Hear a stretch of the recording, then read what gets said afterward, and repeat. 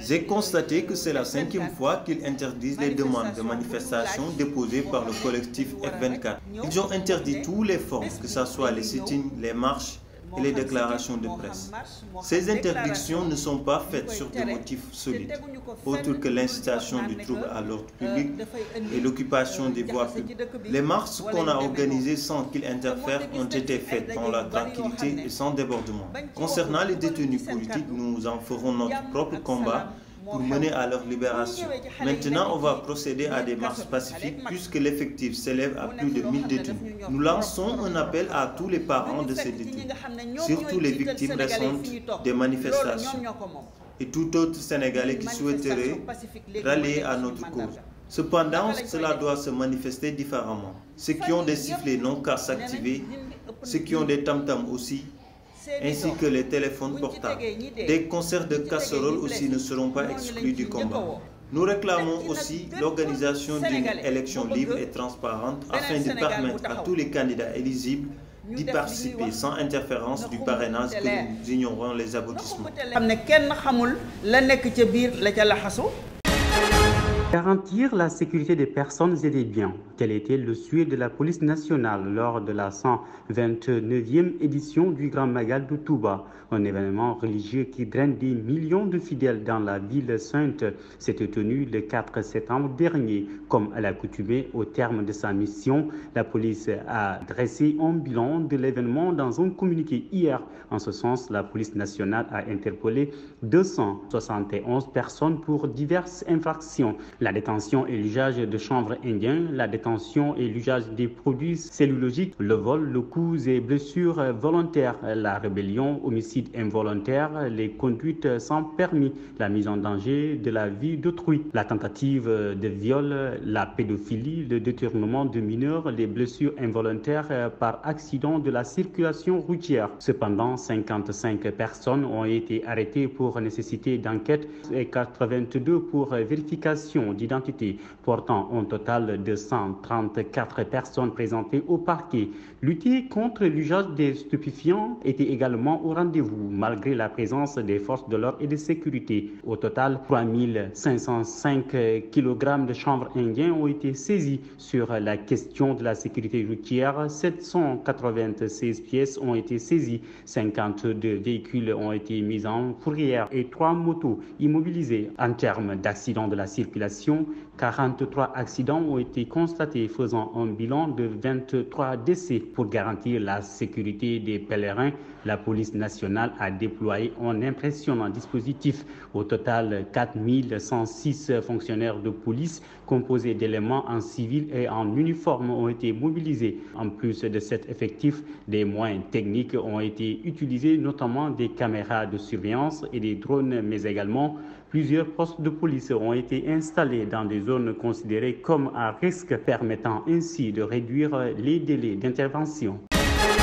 Le sinistre qu'il y a eu à Niaguis avec une très forte pluie accompagnée de vents très violents ont fait des ravages au niveau de certaines exploitations agricoles et même au niveau de certains habitats. Donc nous sommes venus nous enquérir de la situation et apporter notre soutien aux populations sinistrées. C'est dans ce sens que nous sommes aujourd'hui au niveau de la ferme agroécologique de Niaguis, dont le propriétaire et le promoteur est là, Moustapha Diatta, qui a aussi perdu plus de 1000 sujets. Et le bâtiment, avec un bâtiment aussi, il faut compter sur la commune puisque c'est dans nos obligations en tant que maire de pouvoir assister les populations en cas de sinistre. Depuis 2022, la commune a dépensé plus de 35 millions pour accompagner les populations dans l'acquisition des tôles. La commune a dépensé plus de 6 millions l'année dernière quand il y a eu des sinistres. Et nous l'avons, dans la mesure où nous l'avons vécu, et comme on dit gérer c'est prévoir, cette année-ci, dans le budget de la commune, nous avons dégagé une enveloppe de 10 millions pour venir en appui aux populations dans ce cas-ci. Et cette fois-ci, avec ce sinistre, les 10 millions seront débloqués pour pouvoir accompagner d'autres et d'autres au niveau des habitats, pour pouvoir les accompagner à pouvoir passer ce mauvais cap. Devenu fréquent à Dakar, les effondrements de bâtiments en cette période d'hivernage hantent le sommeil des populations. Vivre dans ces bâtiments vétustés est synonyme de danger. Vivre dans les bâtiments vétustés est un gros risque, car la plupart de ces bâtiments sont construits sans respecter les normes de construction. Beaucoup de gens établissent leur propre plan de construction, de même que moi, alors qu'il y a des experts qui sont habitués à le faire. Le chef de l'État, Macky Sall, avait ordonné aux autorités compétentes de veiller au recensement consensuel et à la démolition concertée des bâtiments menant à ruine. Toutefois, les citoyens continuent d'occuper ces édifices. Serait-il été mieux que ces mesures de protection soient exécutées, car les familles sont exposées au danger. Cette décision de l'État ne peut être pas fortuitement appliquée, car les bâtiments qui sont construits tout en respectant les normes ne sont pas nombreux. Sur 100, on n'aura que 10. Pour éviter les dangers qui peuvent survenir dans les bâtiments vétustes, les populations lancent un appel. Je demande à l'État d'assister les populations abritant ces bâtiments vétustes, car la vie est trop dure actuellement au Sénégal. Ces populations n'ont nulle part où aller se loger. Je conseille à toutes ces familles qui vivent dans ces bâtiments menaçants, ruines, de quitter ces lieux dans l'immédiat avant qu'il soit trop tard. Hier, à Ouakam, un bâtiment R+4 construit sans autorisation sur 25 mètres carrés s'est incliné, se détachant du bâtiment auquel il était collé. Dès lors, le maire de Ouakam a pris un arrêté de péril imminent prescrivant l'évacuation immédiate. En attendant la démolition de l'immeuble, des mesures de sécurité ont été prises en évacuant les 2 maisons qui se trouvent à côté. Nous, au Sénégal, étant une institution de formation en journalisme, et étant intéressés par la spécialisation, nous nous sommes dit que nous allons nous engager dans le projet pour participer à la formation des élites africaines.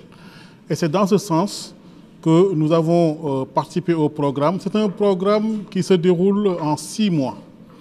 Et chaque mois, il y a une semaine de cours. Et dans la semaine de cours, on a 2 ou 3 jours de présence. Le reste, ce sont des travaux que vous pouvez faire à distance sur une plateforme Moodle. Ce sont des modules de journalisme financier, des modules d'économie, des modules aussi d'environnement. Vous savez, l'économie, c'est un tout, mais aussi et surtout des modules de connaissance de la politique médiatique, des politiques de médias au Sénégal, et aussi tous ces autres modules-là qui analysent l'interprétation des données, tous ces modules qui vont vous permettre d'avoir de la consistance pour traiter l'information scientifique et économique et financière. Nous, en tant que professionnels de la finance, nous avons besoin que l'information soit certifiée, que l'information soit une information de confiance. Nous avons besoin que l'information soit disponible. Et c'est le journaliste financier certifié qui peut le faire. Donc vraiment, nous sommes très contents aujourd'hui de participer à cette cérémonie de lancement et nous encourageons fortement les professionnels de l'information à rejoindre le programme pour que nous aussi, nous puissions jouer notre partition ensemble. L'actualité internationale que nous démarrons au Mali. Au moins 64 personnes, dont 49 civils et 15 soldats, ont été tués jeudi dans 2 attaques terroristes. Celui-ci visait le bateau de Tombouctou sur le fleuve de Niger et la position de l'armée à Bamba, dans la région de Gaou, au nord du Mali. Un deuil national de 3 jours a été décrété par le gouvernement. Ces attaques ont été revendiquées par un groupe de soutien à l'islam et aux musulmans, une alliance djihadiste affiliée à Al-Qaïda. Le président de la République, Macky Sall, a condamné fermement ces attaques dans un compte Twitter. Au Gabon à présent, le président de la transition, le général Brice Oligui Nguema, a nommé jeudi 7 septembre un tout nouveau premier ministre selon un décret lu à la télévision d'État. Il s'agit de Raymond Ndong Sima, un économiste et un réputé virulent opposant du président Ali Bongo. Raymond Ndong Sima, 68 ans, avait été premier ministre d'Ali Bongo de 2012 à 2014, mais s'est éloigné du pouvoir qu'il accusait régulièrement de mauvaise gouvernance jusqu'à se présenter contre le chef de l'État au présidentiel de 2016 et 2023. Pour cette dernière, il s'est désisté au dernier moment au profit d'un candidat commun aux principaux partis de l'opposition. Terminons à présent par un jalon historique dans le remaniement de la gouvernance mondiale. Le G20 a décidé d'accorder un statut de membre permanent à l'Union africaine, considérée comme une organisation internationale invitée, équivalent à celle de l'Union européenne, a rapporté jeudi 7 septembre l'agence de presse Bloomberg qui cite les sources proches du dossier. Attendue de longue date, cette intégration devra permettre au continent africain d'être mieux représenté dans les instances internationales et de peser sur l'évolution du système financier mondial. Ça pour s'arranger, je pense que nous sommes le Sénégal, on peut essayer de régler tous ces gens de petits à l'amiable.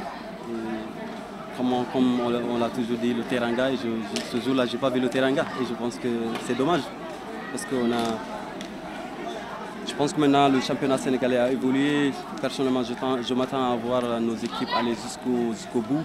Pourquoi pas gagner les trophées. Et je pense qu'après, comme j'ai l'habitude de dire, je pense que la Fédé doit, dans ce cas, il doit essayer de surpasser ces gens, essayer de discuter avec tous les clubs et trouver une meilleure solution pour notre football. Et je pense que le football sénégalais ne mérite pas ça. Ils sont tous conscients. Je pense que l'équipe nationale du Sénégal aujourd'hui, si tu le vois, 80 ou voire plus sont tous issus de ces clubs. Et donc je pense qu'ils le savent mieux que quiconque. Après quelques jours de préparatifs pour le compte de la 6e et dernière journée des éliminatoires de la CAN 2024, l'équipe A' est fin prête pour affronter le Rwanda demain à 19 h au Ouye Stadium. Au terme d'un stage de 31 lions convoqués, les coachs Malick Daf et Pape Thiaw, deux n'ont pas pu faire le déplacement. Il s'agit de Seydou Sano et de Moussa Ndiaye. Le premier est retenu par son club, tandis que le milieu de terrain du Jaraaf, en instance de départ, est allé rejoindre son futur club pour finaliser les derniers détails de son contrat. L'organisation des CAN 2025 et 2027, le comité exécutif de la Confédération africaine de football s'est réuni en visioconférence ce jeudi. À l'issue de la réunion, l'instance africaine de football a annoncé qu'elle dévoilera les noms des pays organisateurs à la suite d'une rencontre prévue le 27 septembre 2023, a annoncé le président de la CAF, Patrice Motsepe, candidat à l'organisation de l'édition 2027. Le Sénégal sera donc fixé dans 3 semaines. Pour rappel, le Maroc, le duo Nigeria-Bénin et la Zambie sont candidats pour accueillir l'édition 2025, tandis que le Botswana, l'Égypte et le trio Kenya, Ouganda, Tanzanie postulent également pour 2027. Quant à l'Algérie, elle souhaiterait organiser les 2 éditions. Et pour terminer, la finale de la Coupe du Sénégal édition 2023, une programmation qui a étonné plus d'un, et l'international sénégalais Sadio Mané ne dira pas le contraire. Formé à Génération Foot, Sadio Mané est l'un des porte-voix de cette incompréhension. J'ai suivi la finale de la Coupe du Sénégal et je pense que le même jour, Génération Foot était en train de jouer contre le Afia FC au premier tour préliminatoire, retour de Ligue des Champions. Ces genres de choses peuvent s'arranger. Nous sommes le Sénégal et on peut régler tout ça à l'amiable. On parle de teranga. Je n'ai pas vu la teranga ce jour-là. C'est dommage. À regretter l'attaquant des Lions en stage pour le match amical Sénégal prévu mardi prochain au stade Abdoulaye Wade de Diamniadio.